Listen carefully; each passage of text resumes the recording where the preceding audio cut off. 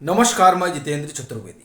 आपसे आग्रह रहेगा कि अगर मतांतर से नहीं जुड़े हैं तो जुड़िए, वीडियो को लाइक करिए और साझा करना मत भूलिए। बात उन सियासी किसानों की करेंगे जो शंभू और खनौरी से बिगुल फूंके हुए हैं और साथ ही उनकी जो उनके पीछे खड़े सियासी अलंबरदार हैं। इन लोगों ने जो ताना बाना बुना था, ऐसा मालूम पड़ता है कि उसे झटका बड़ी जोर का लगा है। और आलम यह है कि ये अकेले वही नहीं है जो शंभू और खनौरी पर जुटे हैं। रामलीला मैदान में भी एक दुमदुबी फूंकी गई थी लोकसभा चुनाव की घोषणा से पहले, और एक खाका तैयार हुआ था, ब्लूप्रिंट, कि किस तरीके से भाजपा और नरेंद्र मोदी की अगुवाई वाली सरकार को उखाड़ कर फेंका जाएगा। और यह तय हुआ था कि उसके लिए गांव गांव जाएंगे और अभियान चलाएंगे। और जो कसर इनको लग रहा था कि अगर कुछ बाकी रह जाएगी तो उसमें इलेक्टोरल बॉन्ड भी एक मिल ही गया था, और उसके सहारे एक कहें आपकी एक बड़ा नैरेटिव गढ़ने में ये लोग जुट गए थे। एक तरफ किसान और दूसरी तरफ भ्रष्टाचार, और इसके जरिए ये बताने जताने में लगे हुए रहे कि भाई ये जो सरकार है ये सरकार किसान विरोधी है, और दूसरा कि देखिए कितनी करप्ट है। अब ये दो नैरेटिव लेकर योगेंद्र यादव, राकेश टिकैत, सरवन सिंह पंडेर ये लोग निकल पड़े इस मुहिम में कि साहब अब तो जो है इन लोगों के वोट की चोट होगी। और आपको ध्यान होगा यही नारा 2022 में भी था। लेकिन हुआ क्या, दरअसल उसी पर हम लोग विस्तार से बात करेंगे। और ये जरूरी भी है क्योंकि शंभू और खनौरी बॉर्डर पर अभी भी मोर्चेबंदी हो रखी है। राकेश टिकैत टहल रहे हैं, योगेंद्र यादव टहल घूम कर वापस आ गए हैं और बीच बीच में निकल रहे हैं। वो क्या कह रहे हैं वो थोड़ा सुनिए, फिर आगे बताते हैं कि क्या कुछ हो रहा है। योगेंद्र यादव सरीखे तमाम जो अलंबरदार हैं जिन्होंने सोचा था कि इस आंदोलन के जरिए कांग्रेस के लिए एक जमीन तैयार की जाएगी और 2024 में कांग्रेस की अगुवाई में लोक कल्याण मार्ग पर एक अपना पीएम चुना जाएगा। अब उनको भी ये कहना पड़ रहा है कि सामने देखिए भाजपा की सरकार तो बन रही है। अब देखिए ये क्यों कहना पड़ रहा है, ये वो लोग हैं जो इलेक्शन की जो घोषणा है उसके पहले तक कह रहे थे कि गई कुछ नहीं होना है, पर अब इन्हीं के सुर बदले हुए हैं। उस बदलाव का कारण जो है वो आपको एक एक करके बताते हैं। देखिए हुआ क्या कि इस किसान आंदोलन के जरिए ये जिस विमर्श गढ़ने में लगे थे वो किसान विरोधी वाला जो इनका नैरेटिव था वो तो औंधे मुंह गिर पड़ा। दूसरा, जाट विरोधी एक नरेशन भी गढ़ने की कवायद की जाती रही, अभी भी वो जारी है बदस्तूर, लेकिन वह भी जमीन पर आती नहीं दिखाई दे रही। और इसकी सबसे बड़ी बानगी अभी नीरजा चौधरी की एक रिपोर्ट आई है, बड़ी पत्रकार हैं वो गई दक्षिण में, माफ करिए पश्चिम में, जिन सीटों पर चुनाव होना है उत्तर प्रदेश में, वहां वो टहल घूमकर लिख रही हैं कि जाट नाराज है लेकिन वो जयंत चौधरी को सरकार में देखना चाहता है। यानी कि जयंत से वो इस बात से नाखुश जरूर है कि वो इधर से और फिर इधर आ गए, यानी उधर से इधर आ गए, लेकिन वो ये मानता है कि नहीं सरकार में इनका रहना जरूरी है।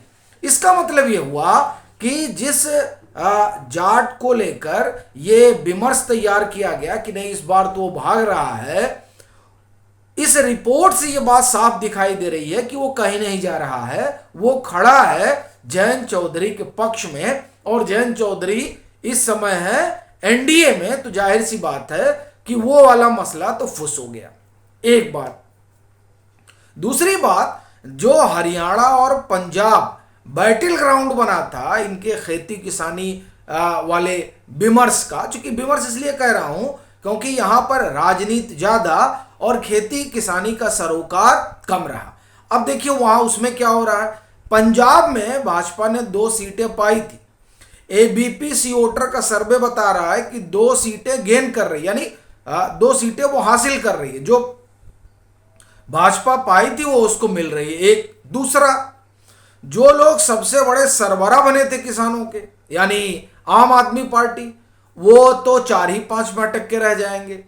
और कांग्रेस को अलबत्ता 7 सीट मिल रही है। अपना कहना यह है कि जहां पर आप ये कहें कि जो जननी रही इस खेती किसानी की मुहिम को लेकर, जहां से राजनीति शुरू हुई और जहां सियासी अलंबरदार सियासी किसानों के पीछे लामबंद हुए, वहां भी 2 सीट आ रही है। एबीपी वोटर का सर्वे है ये। फिर अगर आप आए हरियाणा में एबीपी वोटर का सर्वे क्या कह रहा है? कह रहा है कि साहब यहां जो एक बड़ी आबादी है, मैं उसका आपको ठीक ठीक डाटा बताता हूं। वो आंकड़ा ये कहता है कि 64% लोग हैं हरियाणा में जो ये चाहते हैं कि प्रधानमंत्री जो है वो नरेंद्र मोदी बने। 64% लोग। और इतना ही नहीं, ये दरअसल जो खेती किसानी के जरिए आप एक तरह से कहें कि कांग्रेस की जमीन तैयार करने की जो कवायद इन लोगों ने शुरू की थी, वो कवायद दरअसल लोगों को दिखाई दे रही है। और यही वजह है कि अभी देखिए राकेश टिकैत, आप अगर खबरों पर गौर करेंगे तो वो बिहार गए, बिहार से उत्तर प्रदेश में आए और अभी पश्चिमी उत्तर प्रदेश में सब खम ठोक रहे हैं कि हमने 2014 में भाजपा को समर्थन किया था। ठीक है, 2019 में आपने नहीं किया था तो हासिल क्या रहा? तब भी मुजफ्फरनगर की सीट भाजपा निकाली। 2022 में भी आपने नहीं किया था। उसके बाद में भी पश्चिमी उत्तर प्रदेश की में जो 130-32 सीटें आती हैं, उसमें कमोबेश 94-95 सीटें जो है भाजपा ने जीती, जबकि कहा जा रहा था कि इस बार तो साफ हो जाएंगे। और क्यों कहा जा रहा था? क्योंकि योगेंद्र यादव सरीखे लोग पिच तैयार कर रहे थे। इस बार भी पिच तैयार की इन्होंने, लेकिन उस पिच तैयार होने के बाद में भी इन लोगों को कहना पड़ रहा है, देखिए गला दबा के कह रहे हैं कायदे से, तो ये अब ये बोल नहीं सकते हैं कि नहीं 300 आ रही है, 400 आ रही है। सो ये कह रहे हैं कि नहीं गठबंधन में आ रहे हैं। और फिर उसमें एक और शब्द गिरा रहे हैं कि गठबंधन में आ रहे हैं, इससे इस बात की मुझे खुशी है कि लोकतंत्र और संविधान जो है वो खतरे में नहीं रहेगा। तौलीन सिंह की रिपोर्ट है। तौलीन सिंह अपनी रिपोर्ट में कहती हैं, और वो अभी उत्तर प्रदेश, राजस्थान और महाराष्ट्र घूम कर गई हैं। वो कहती हैं कि ये जो डेमोक्रेसी है और ये जो कॉन्स्टिट्यूशन बदल दिया जाएगा, यानी संविधान बदला जाएगा, लोकतंत्र खतरे में है, ये सब जो भारी भरकम शब्द हैं, ये लुटियन टीले में ज्यादा चल रहे हैं, जमीन पर कुछ दिखाई नहीं दे रहा है। यानी आम लोगों के बीच कहीं लोकतंत्र को कोई खतरा नहीं है, संविधान में कोई फेरबदल नहीं हो रहा है। आम आदमी को इन दोनों ही बातों से कोई फर्क पड़ने वाला नहीं। यह सिर्फ लुटियन टीले पर बैठे राजनीतिक पंडितों की जुगाली है। और उस जुगाली में जो आप कहें कि सरबरा लोग हैं, उसमें योगेंद्र यादव एक, जिसे कहते हैं ना कि वो आप कहिए बौद्धिक जुगाली है ये, कि साहब लोकतंत्र खतरे में है, संविधान खतरे में है, खेती किसानी खतरे में है, सब जो है नरेंद्र मोदी आएंगे तो सब उलट पुलट देंगे अगर तीसरी बार आप जाएंगे।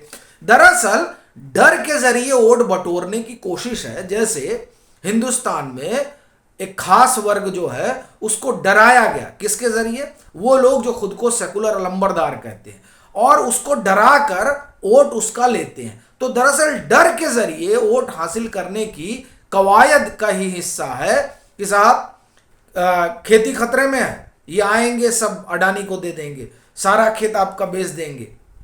ये दरअसल डर के जरिए वोट हासिल करने की कोशिश हो रही है, और ये पिच उसी के लिए बन रही थी। लेकिन देखिए कि तमाम कोशिशों के बाद भी एबीपी वोटर का सर्वे हो या सीएसडीएस का सर्वे हो, तमाम सर्वे ये कह रहे हैं कि नरेंद्र मोदी आ रहे हैं।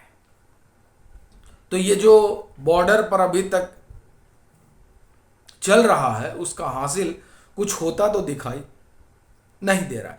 अलबत्ता इन लोगों का जो है संकट बढ़ गया है। अब ये क्या करेंगे, चूंकि दूसरी बार होगा जब ये फेल होंगे। 21-22 में भी जुटे थे, 20-21 में जब दिल्ली को घेर कर बैठे थे, और अब फिर तो यानी इनका कोई भी हथकंडा काम नहीं आ रहा।